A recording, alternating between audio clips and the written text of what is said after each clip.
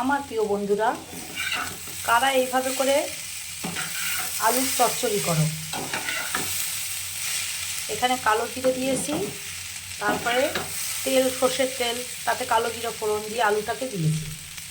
তার ভিতরে পেঁয়াজ, বেশ খানিকটা পেঁয়াজ কুচি, লঙ্কা কুচি দিয়েছি। তার ভিতরে লঙ্কার গুঁড়ো, জিরার গুঁড়ো, হলুদ, নুন দিয়ে এভাবে ভাজা ভাজা একটা তরকারি। রুটি বলো, ভাত বলো, পরোটা বলো, সবটার সঙ্গেই খাওয়া যায় এই মাখা তরকারি আমি বলি।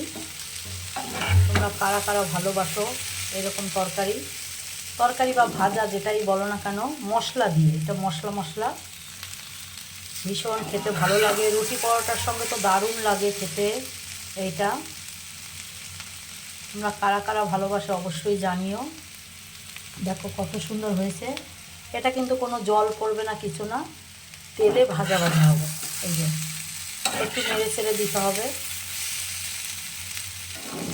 তো ঝাল ঝাল এটা ভাজা বলো বা যাই বলো, আলুর মাখা তরকারি বলি আমি। তা কেমন হচ্ছে অবশ্যই জানো। আর কারা কারা এভাবে করে করো সেটাও জানিও। এই মাখা তরকারি আজকে রুটি, ভাত, পরোটা সবটার সঙ্গে ভালো লাগে। তাই আমি করেছি, তাই তোমাদের সঙ্গে শেয়ার করছি। ভালো লাগলে লাইক, শেয়ার, কমেন্ট অবশ্যই করো।